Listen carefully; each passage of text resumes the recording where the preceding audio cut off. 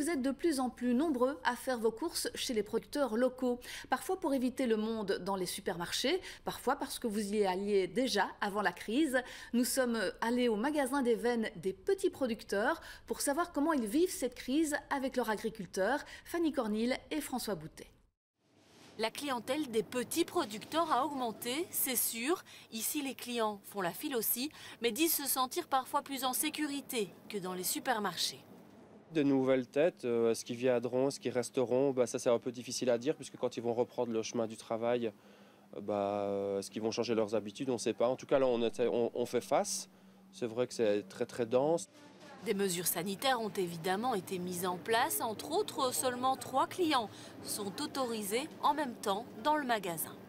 Distanciation, nombre de personnes par mètre carré, désinfection des produits et protection des travailleurs via des plexis devant les caisses puisque dans ce cas-là on n'est pas au 1,50 m recommandé entre le client et le caissier.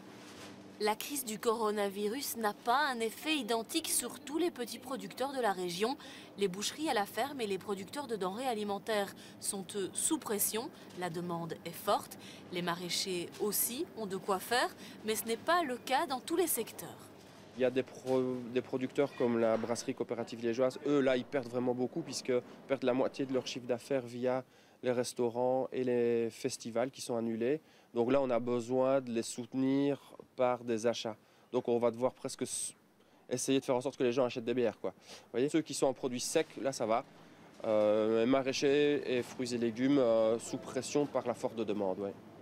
Et les mesures gouvernementales concernant les agriculteurs ne facilitent pas non plus leur travail. Le gros coup de gueule, c'est que maintenant, par le fait du confinement aussi dans les voitures, les travailleurs qui doivent aller au champ ne peuvent plus travailler à être à 4 dans une voiture et par 2, et notre producteur il ne peut pas s'amuser à faire des navettes pour amener des ouvriers agricoles au champ qui sont souvent dans des situations aussi un peu précaires. Et l'autre chose qui nous surprend complètement, parce que quand on va à la campagne, on n'est pas du tout dans ce contexte anxiogène de la ville, quoi.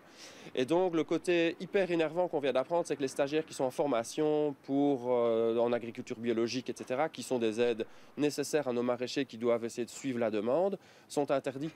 Moi je dis à un stagiaire qui est là et qui est nécessaire pour les producteurs, il doit y aller. Il suffit de respecter les mesures de confinement et de lavage des mains. Et les gens vont peut-être être à 50 mètres de distance l'un de l'autre. Une crise qui oblige donc les uns et les autres à revoir leurs habitudes de production.